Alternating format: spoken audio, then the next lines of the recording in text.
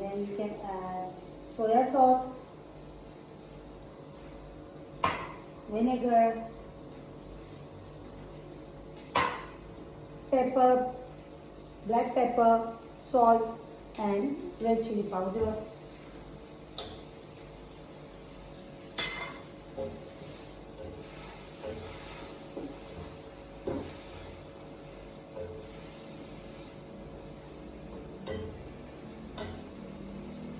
We have boiled the rice, white rice we will add in this. So you can take 1.5 mug or 2 mugs, or it depends how many people are eating.